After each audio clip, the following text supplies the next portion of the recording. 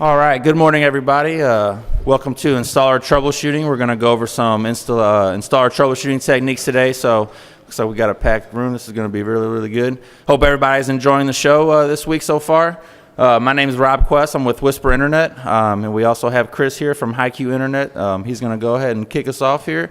We'll do about 20 minutes each, and then we'll have about 20 minutes at the end for Q&A. So if you guys mind, save your questions for the end, and then we'll answer them all when we're done here. So thanks. Hi, so my name is Chris Schmidt. I am the network architect for HiQ Internet down in Miami, Florida.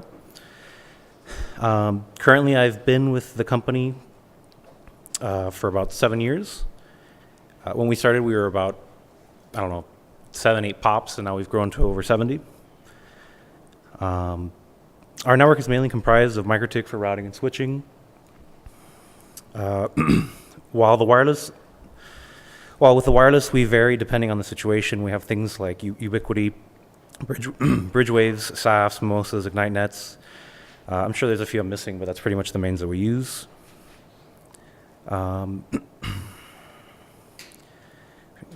and then so with when we started, we provided fiber to all of our pops, and then as we grew, we basically got rid of the fiber and we owned our entire network, going fully wireless. With owning the entire network comes supporting it, and with a slew of different devices and many to support, time becomes more and more scarce.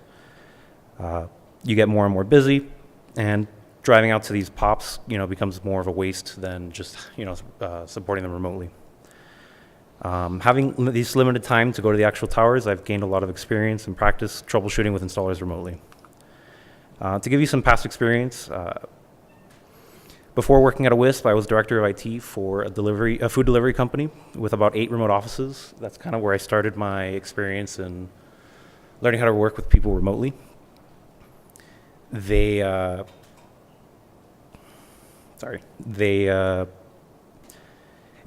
of the things that I learned that were important is when you're working with people remotely, especially installers or anyone really, is that you have to really visualize what they are looking at. You have to have them be very descriptive. You have to take notes, things like that. And from there, I was a sales engineer at Save My Server, where we would sell servers, and it was the same thing. You had to be very descriptive with the customer, work with them. If they're trying to install something like a RAID or whatever, an operating system, it would be important that you would understand what they were looking at. You would also, if you were working on something that you weren't familiar with, you would also pull up the same kind of hardware and you would go through it step by step. In my previous positions and my current one, there are 2 things that come to mind first when troubleshooting with installers, or anyone remotely for that matter. One is that you need to be very descriptive, as I said, and you also should take notes. From there, the next most important thing is that you should, the most important thing is you take notes. Since you are not there, your only point of reference is your notes or memory. And as you can tell, my memory is not very good as I'm reading my notes now. These things are important as it helps you quickly find what it is the technician is looking at. My installers are above average in understanding IP addresses and wireless, but when it comes to actual networking and IT related things, they're just not really trained on it. So what they're good at is installations and field work. So as a result, we leverage them from the office as our eyes and ears and hands on the field. So for some of the tools, a couple of the tools that we use that I use heavily in our office are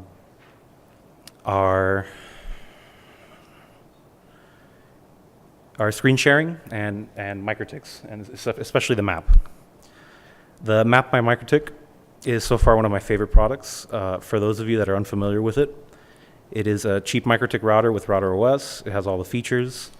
I love these little things as they're super versatile, as any MikroTik usually is. They come with Wi-Fi, PoE pass-through, and they have a few ways to be powered up. My most common uses for remote troubleshooting are quick UIP tunnels to where my installers are, or SSH tunneling. On top of that, they are able to leverage PoE pass-through and access point features in order to easily plug into the radio and have access directly to it. through things like their phone or a laptop with Wi-Fi. This makes their lives so much easier when trying to point radios on site. They can simply plug in the map in line, connect with Wi-Fi to the map, and then they are able to access the radio. My installers have told me that their go-to device now is their phone versus their laptop when actually programming devices or having to point them. So describing more about the map, in order to get internet access to it, we've given it two different modes. The tech is able to turn on a hotspot, and then they're able to simply just, it connects to it automatically based on the SSID. This is the most, it's one of the easy, it's very simple in that you're able to just, you turn on the hotspot, it connects to the Wi-Fi, and instantly it gets internet access. And the second method would be simply plugging into a LAN through a cable, whether in an office or at a POP or whatever, what have you. It has DHCP's client on both the wireless and the LAN ports, so that you're able, it just pulls an IP and it connects automatically. And then from there, in both scenarios, once the map is actually connected to the internet, it uses an L2TP tunnel going to the data center, where I'm able to access the map remotely with the same IP, no matter where it is at. And as a side note, these things are very programmable, and like even the LEDs you can change. So I'll have a simple light on the map that says, whether it's connected to the VPN or not, so the tech can say, okay, it's connected, let me call the guys at the office, they can go ahead and start working. From there, again with the map, once it is connected to the internet and has established the VPN tunnel, there are a bunch of things that we do. For example, I have a router on the workbench at the office. There I have a DHCP setup, a bunch of firewall rules and routes pre-configured to make programming a lot easier once something is plugged into it, versus having to change your IP on a laptop or computer or add a second interface, what have you. So with the maps, I created EOIP tunnels to the data center that I bridge to the workbench at my office that has all these pre-configured settings. And with that, I'm able to quickly program anything in the field as if it was there, right there next to me. A bonus to having the UIP tunnel bridged at the data center versus just going directly to the workbench is that I have a centralized location for all the UIP tunnels. If I'm out on the field myself or I'm not in the office, I can also just have a map with me, or I could just have a map with me, plug into it, and it's as if I have an invisible cable to wherever my tech is. From there, I use a lot of SSH tunneling. For those of you not familiar with it, most people should be familiar with PuTTY or Kitty for accessing something through SSH. You're able to create SSH tunnels through PuTTY. You can do this through the map. You can also, do the map, access whatever device on the other side. This is something that is extremely simple, as I said, and I didn't really actually know about it until a few years ago, and it's actually made things a lot easier for us. It has a lot of uses, as this is something that can be used with anything that is connected to anything that can be accessed through SSH. It is possible to do this with the map, but I actually don't use it on the map as often because I have NAT rules and things like that in place.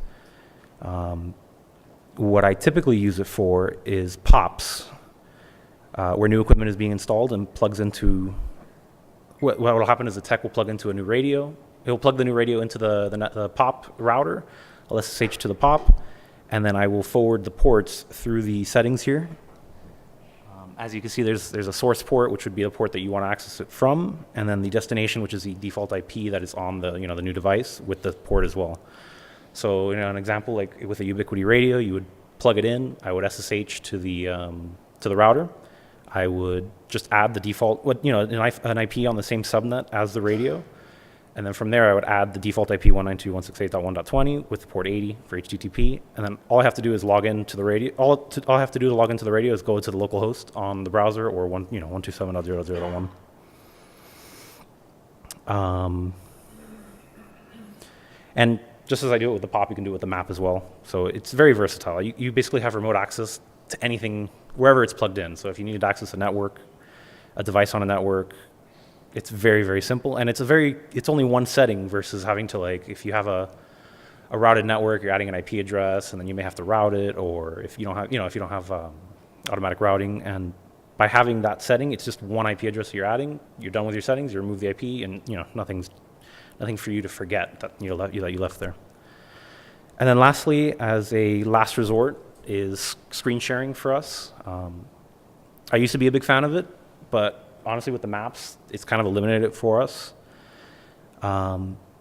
If for some reason I'm unable to leverage a MikroTik for, then what ends up happening is we'll just do a simple screen connect. We use screen connect from ConnectWise.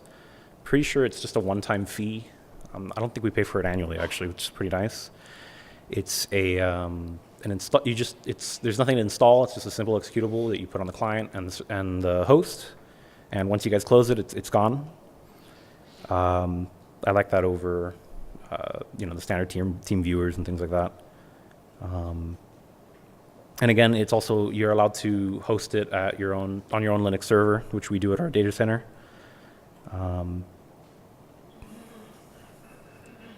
Something that I have found in the past is that when it comes to screen sharing, if it's common for your installers to not have good signal where they're at, it's good to have maybe like 2 Ethernet adapters, one plus the one that's on their laptop, because a lot of the times they're able to just simply plug into the network, get internet, and then they're also able to use the second one to plug into a radio, and you're able to program things remotely like that. That's pretty much the end of mine. We're going to hold questions to the end. Yeah. But there is my email if anybody wants to write it down in case you have questions about the map or anything like that.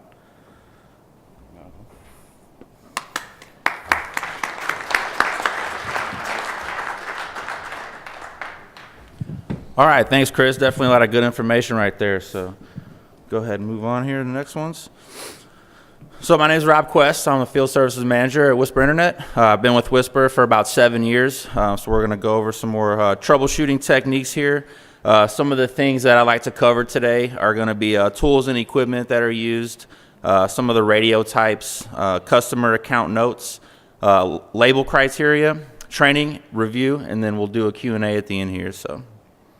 But some of the tools that are going to be used and they're really useful, these are going to range in price. They can be inexpensive, and you can get some really expensive ones as well. We supply our guys with some of the more basic ones, but we do have a digital Ethernet tester that's going to give you a digital readout on your cable. It's going to tell you if you have any shorts or anything in your wire. These are really, really helpful tools, and I recommend that you guys are having your field techs use these in the field because they're going to save you an incredible amount of time when you're trying to troubleshoot on site for a bad cable or something like that. Cables can look like they can be good, but if you're not using a cable tester, then it could slow you down just a little bit. And they do make some really expensive ones as well. The second one I have pictured here is actually a all-in-one kind of deal. It's a toner and a tester, and you can do a lot more with it. And then we also have a fluke tester pictured up here that's going to actually give you guys digital readouts as well and give you a cable length on your cable, where your break is at in your line, and things like that. And then also, like Chris uses, I'm glad to see him using that MikroTik map tool because I think that's a really, really useful tool. So we'll go over that a little bit too. So I have those pictured up there. But really just making sure you're using the right tool for the right job. So these things can really, really help you out. I can't stress enough how many times that, even myself when I was in the field, you have a bad radio link, you just change the radio out. People get new siding, new roofs, so sometimes a cable gets tucked under the siding, you might not be able to see it. So using a cable tester is really going to help you guys track down the problems a lot faster.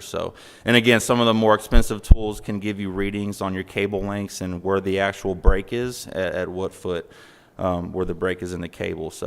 But again, they can vary in price for what you need it to do to be the most efficient. And up next here, some of the preliminary steps that I found really useful on troubleshooting service calls. Looking at your radio type, obviously we all use a lot of different types of radios out in the field. Ubiquiti, Cambium, Telrad, Mimosa. I find certain radios can have different problems, whether it's the power supply or the actual radio itself, so we'll go over some of that. But the biggest thing is know what you're walking into. So when you're going through these installation and troubleshooting service calls, know exactly what you're walking into kind of before you get on site. I've always been really big when I train my guys on reviewing your stuff the night before, looking over notes and stuff so you can really see what you're dealing with. Like I have noted here, troubleshooting notes from support ticket to get your initial problem. I got a few examples of some templates that we actually use at WISPA. We find them to be really, really helpful. It kind of lines out, how tech support handled the call, and then the installers can actually review those templates to see exactly what tech support did, so we can actually track the problem down. So I'm really big on reviewing, and even when I first started off as an installer, I was really big on the night before, looking over my tickets, looking over account notes to really make sure I know what I'm walking into. And then some of the examples here on the left-hand side, in our support system, we actually have an account notes section. So we make sure the technicians are going to be using a timestamp with their initials and just jotting down some notes. Sometimes customers might have older computers. They might not think that they're the problem, and they're going to call you and say your internet's really slow, and come to find out they're probably using like a Windows Vista machine or something like that is definitely going to be more on the customer side of the problem. But just little notes like that, and sometimes we install people, and signal problems can arise, and we want to make sure we notate that if there's any type of obstructions or anything like that in the notes, so that way tech support can review those. It kind of helps them review with the customer if there's any issues like that. So just really big on making sure the technicians are putting notes in the notes section. And then on the right-hand side there, we do have like one of the templates that our tech support guys use. It's very, very detailed, and it has a lot of questions on there, but it just really helps kind of the field guys, or tech support too, on what they did to troubleshoot the customer and everything like that. So, and we do have various templates for different types of issues, whether it's a down customer, a signal-related issue, or even customer issues as well. So. And then continued here, we have some more examples, as I was talking about, reviewing what you guys are using before you walk into a job. We have our equipment listed on the account, so we know exactly what our IP address is. We have the MAC address of that antenna, and also what the antenna is. So that kind of helps us go into the job and figure out what we're got to troubleshoot and what we're using for the customer site. And then on the right-hand side is actually a service visit template. So this is actually what our technicians are looking at whenever they go to a job. Everything's lined out for the technicians, so they can see exactly what tech support did, what the customer issues are. And we're really big on notating the Wi-Fi router and everything like that. So those are an example of our couple templates we use. And for some more examples here, this is really awesome. I know a lot of support systems have this built into it, but looking at CPE data and tracking that is really, really helpful. This is an example of just a Ubiquity radio. We pull the SNMP from it, so we can actually see signal levels, what tower it's connected to. We also have graphs built in here, so we can see exactly what real-time data of how the customer signal is and how it's reacted. So this is a really clean looking graph here, and we can turn off things like SNR, noise level, try to track down interference or anything like that. If the customer's been dropping out or anything like that, we can track all of that through our support system. And then also things like services, which is kind of new that we're doing. We're trying to track all of our services and how much speed and the health of our APs. So that gives us a good, on all of our access points, we can see how many customers are running 10, 15, 20 meg plans, whatever the case may be. So, but again, just using the tools like the one shown on customer site will really help your techs figure out problems they may not see at the time of the service call.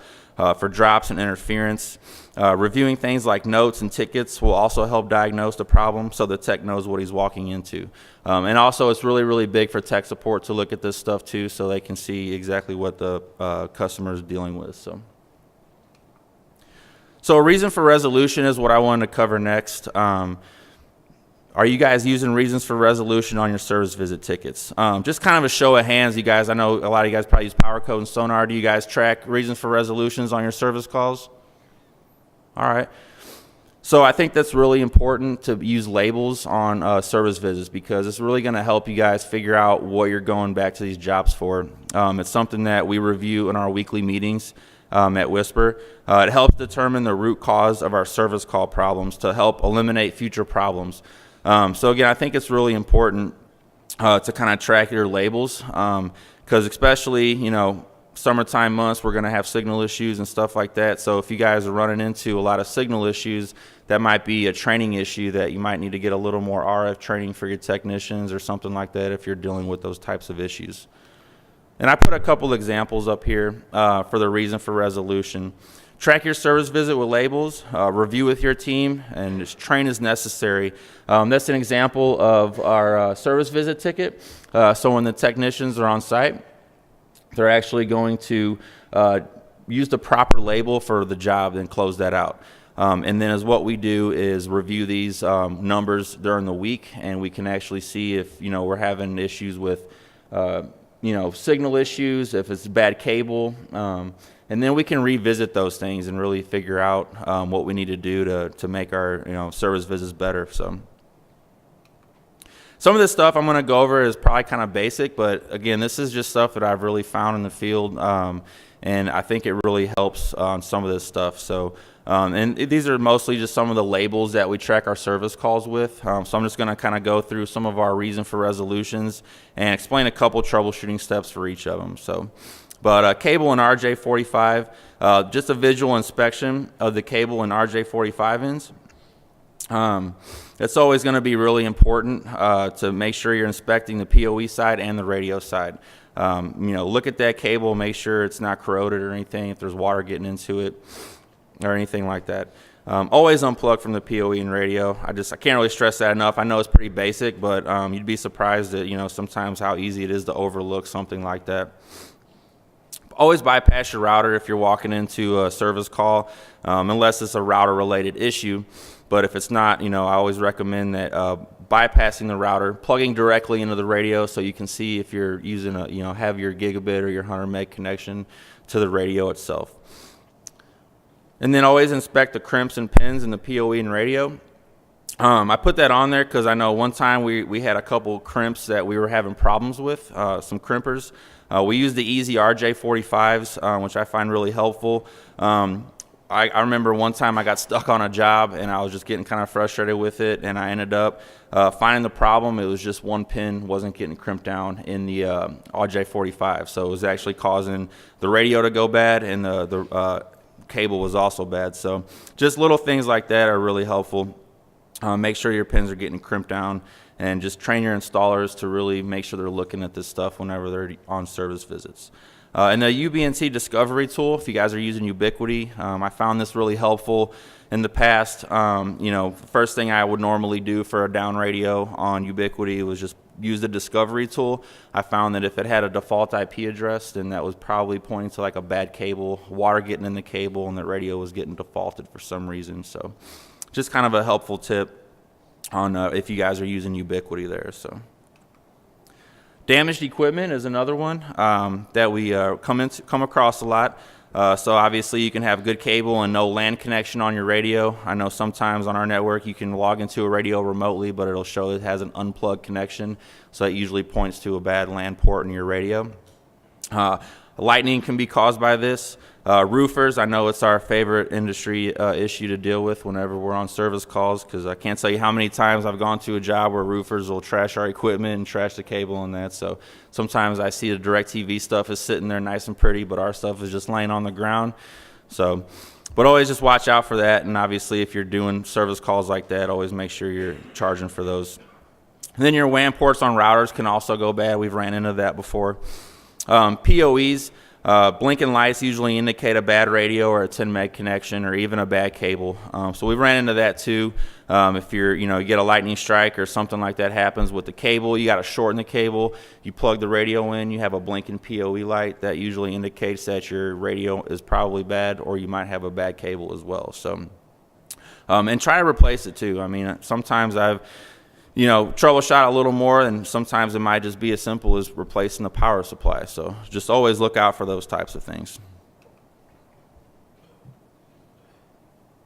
So other things, signal issues. So this is really where the map tool is going to help a lot. Use your site survey tool to re-aim and retest. We do have non-line of sight on our network, and we're very, very strict on signal standards. So we want to make sure that you guys aren't going back to jobs and stuff, but occasionally, we've put in a 2-4 shot or something like that, non-line of sight that's within standards. Over a period of 3 or 4 years, trees are going to grow in different, and we know it's going to affect the RF a little more. So use a site survey tool to re-aim it. Even moving forward, we found that getting the highest is not always going to be the best. Test down low, test around the eaves, use pole mounts, do whatever you can to get that signal better. Sometimes it's a little more timely, but I think it's just really important to make sure you're walking around the entire property, walking around the whole roof, do your testing everywhere you can and make sure you're getting the best signal. Something that we really stress to our guys at WISPA is using the site survey tool to make sure that they're testing everywhere. It's really easy to get up on a roof and get a good signal and say, oh, it's going to pass, but you can walk 10 feet down the roof and you might get a lot better signal. So just always make sure that, using these site survey tools now that we have in the industry, it's really easy to have a battery pack attached to your belt with the radio in your hand with your phone, and you can walk around, and it's really, really easy and fast to get a good signal. So how many are you guys using? You guys use MikroTik tools, PowerLink? Show of hands of who's using the wireless stuff. Good. So I think those are really good, and I recommend that you have something like that in place. So, but yeah, pole mounts, residential towers, telephone poles, anything you can do. Sometimes you got to be creative whenever you're when you have signal issues or you want to get a customer service and a point-to-point scenarios are also very helpful. Reach out to customers and have them help their neighbors out if they need to. Point-to-points are something that we've been doing a lot more of. So, and I put a couple examples up here of just some of the stuff that we've done in the field. Right here on the left, we have just a very small loco point-to-point solution. We had a couple customers that were on 900 megahertz, and we built out a very small repeater. The box is shown on the lower part of there. This was enable the customers to get off of 900 megahertz and actually get line of sight shots when we were able to offer our 20 meg plans to them. So just always, be creative, look for solutions. So it was just somebody's detached garage. We just, offered them an upgraded plan, and we were able to use their power and get a little repeater built out on the road. So only for 2 customers, but it was a really inexpensive solution to get, a better service to customers, and they've been WISPA customers for life. So, and then in the middle, using telephone poles is also something that we've really been getting into a lot more. Using a digger derrick truck to get these telephone poles in is going to be really, really helpful. Sometimes you can't always just use a standard pole mount to get a better signal. You have to stick a higher pole in or towers or something like that. So, and then also tree mounts. We do the tree mounts. Pictured over here is something that in my area back home. I did an install for a customer and couldn't get line of sight from the house, but I just walked 20 feet out of her yard and found line of sight on a tree. And, talked to the customer, reviewed it with them. Sure, absolutely, no problem. Did the installation, took just a little longer, but we do upcharge for that. And, I got the job done in about 3 hours, so I didn't have to fail it, and we were able to get that customer service. So those are just really some things that I just wanted to show you guys for getting better signals to customers. So the other thing I'll talk about a little bit is speed issues. Some of these can be caused by network congestion issues, whether it's your APs, backhauls, or saturation. So know the health and service profile of your APs. Whenever our sales technicians are going through our system, they're going to instantly know what the health of the AP is. So if we have, if we start getting to a point to where we're going to be oversubbed, it's going to be a red marker on that AP, and we know that we need to get a ticket to our NOC team so we can do what we need to do to get that better, whether it's add an access point or, upgrade something like that. So, and then also I think it's really important to know the service profile on your access points. Know how many customers and what kind of speed they're using on your plans. Customer Wi-Fi speed issues has probably been coming up a lot more. And, check your router platform. We're using the MikroTik ACs right now, and we found it really, really helpful that, troubleshoot customers that way because we can log into it. I don't know how many times I could tell you a customer calls in and they're saying their service is really slow.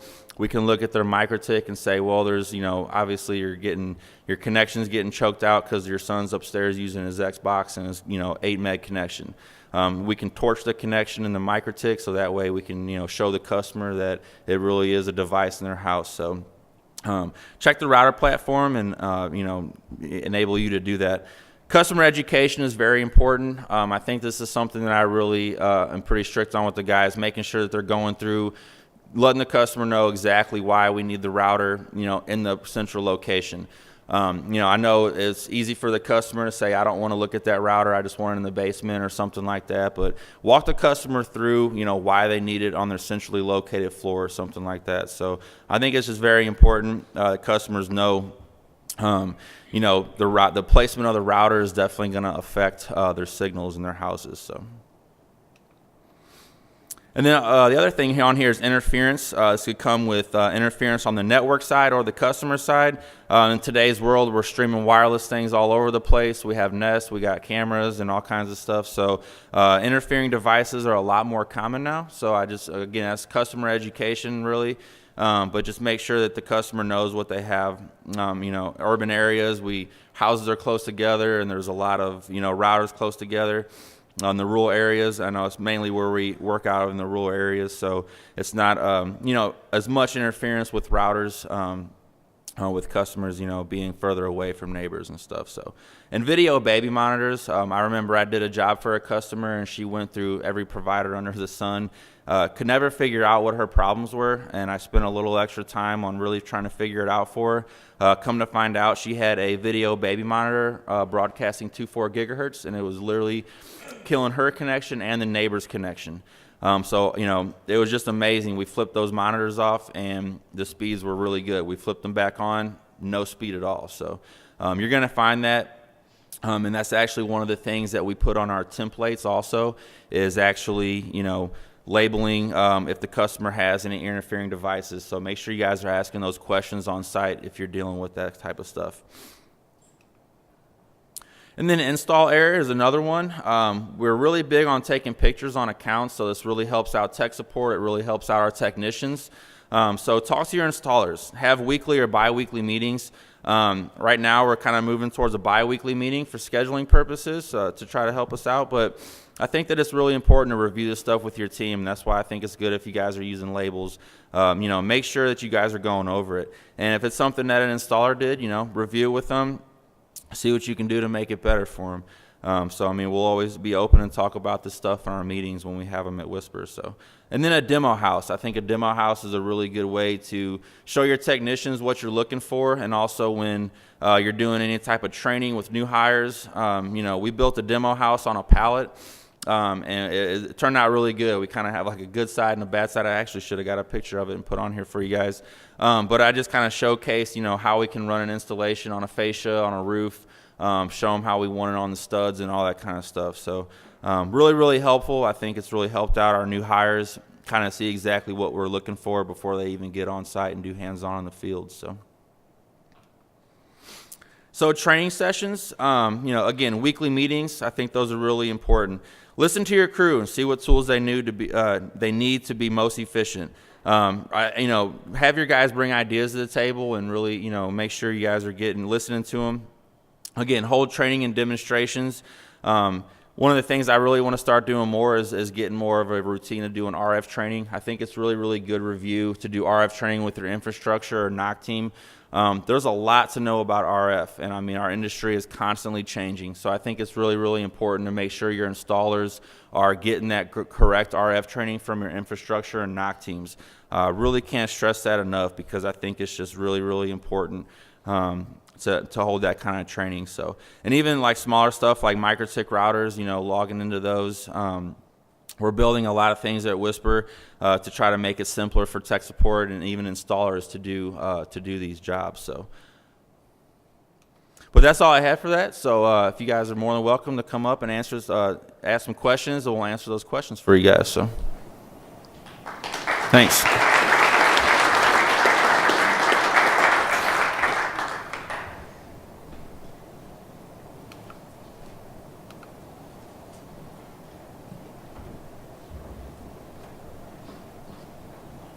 I have a question for Chris. All right. Yeah, what's up? So I see you're using the map and doing EIOP tunnels and everything else. Wouldn't it be a lot easier just to train your techs to upload a configuration file or default them in the So we do use configuration files. When I was referring to the OIB tunnels and things like that, it's more complex situations like programming certain. It's really more for complex situations. Like for our CPEs, they have a config file, they dump it, they put the settings, we get to it remotely, no big deal. But it's more like bridgeways, for example. We don't have time to train them on those things, and it's not really worth it because we only have a few of them on the network. We rarely touch them, so people at the office are the ones that are really going to focus on using those. Whereas the techs don't really need to know how to use them. Right. I don't know if that makes sense. So do you guys actually pre-configure everything and update the radios at your shop, or are you sending them out?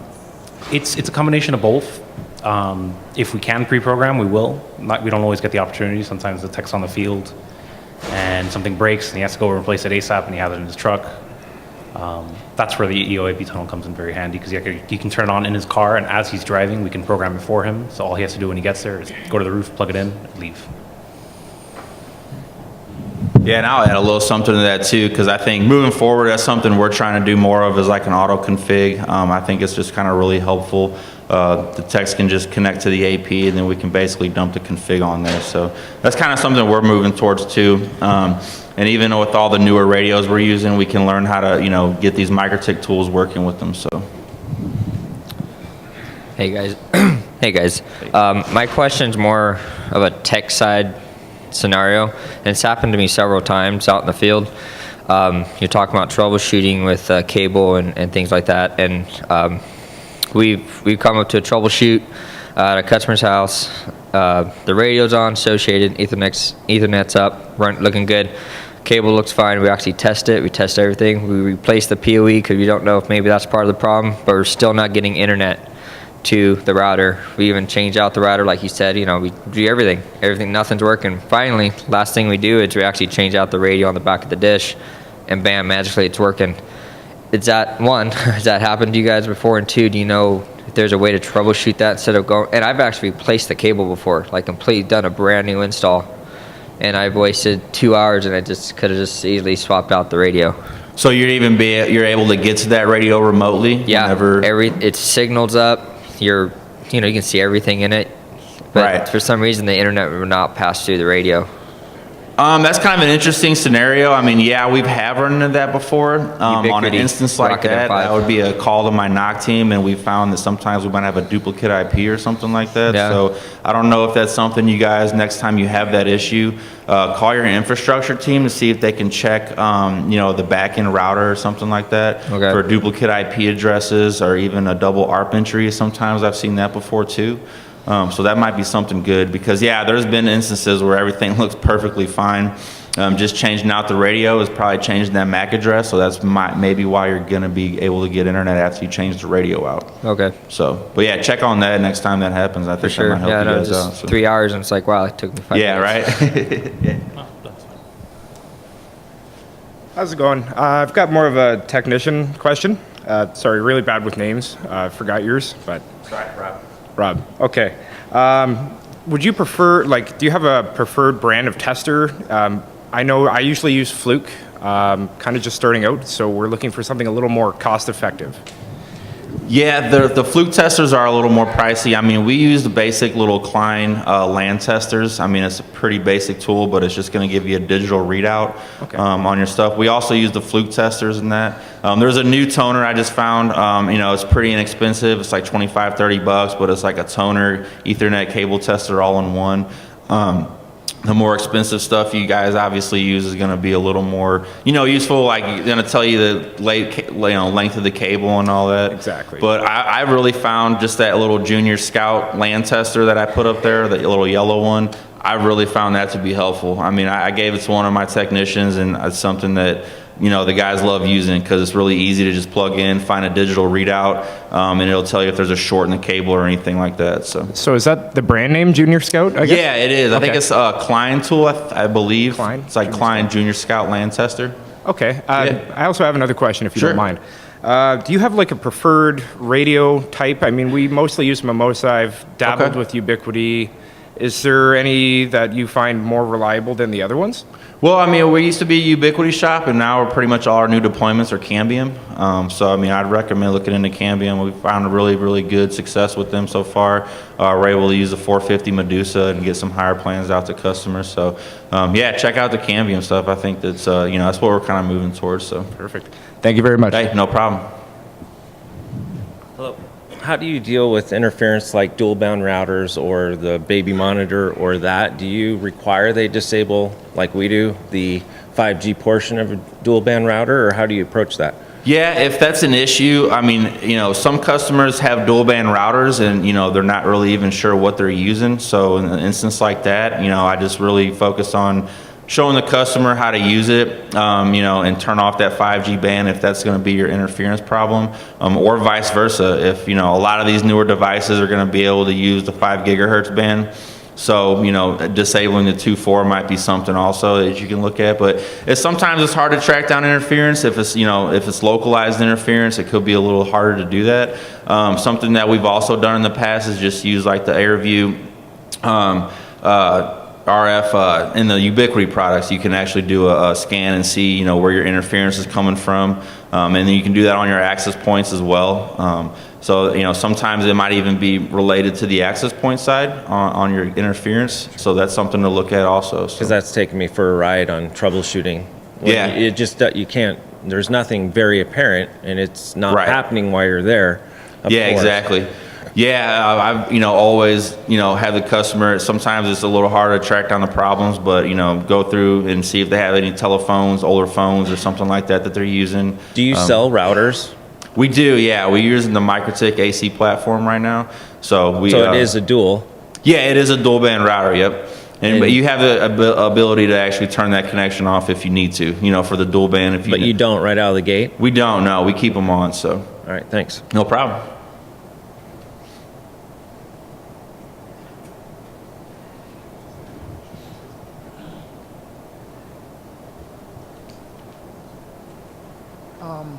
So I just have a question, like, what do you think about the range for HAP AC Lite for MikroTik router?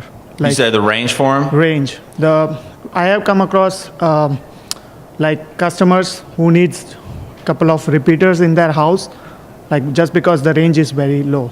Yeah, we found with the MikroTik ACs, the range is very good. I'm not exactly sure on the square footage of the range, but I think that using like a range extender or something is a good solution for that. Yeah. Because some of the houses, that we do are really big, and a MikroTik router, it might not, be as powerful for what they need. So that's when I would probably recommend like a range extender or something like that you can plug into the wall and get a better signal upstairs or something like that. So for the repeater, what do you suggest, like a wired repeater or like wired extender or wireless extender? You can use either. In the past, we've used the wireless extenders. So we're kind of looking into actually maybe using something else that might enable us to use, range extenders on site, because right now we don't really sell them at WISPA. We just kind of recommend to the customer. In other scenarios, we can run a wire from one router to another. So that might be something too, especially if it's, a lot more newer houses and newer builds are going to have patch panels and Ethernet cables. So it might be a little easier to run a wire from a router to another. And then, there's also a couple other things that you can use. I can't remember the name of them, but they actually use the electrical wiring in the house. What's it? Yeah, power line adapters. Yeah, those are really helpful too. So that might be something you guys could look into as well, to get your signal, from the router. You just simply have a power line adapter in the outlet. You can run a cable from the router to that, and then you stick another power line adapter anywhere in the house, and you can run an Ethernet cable out of that as well to another router or something like that. Doesn't wireless repeaters create excessive noise at certain place in the house? Like both of them, if both of the signals are competing?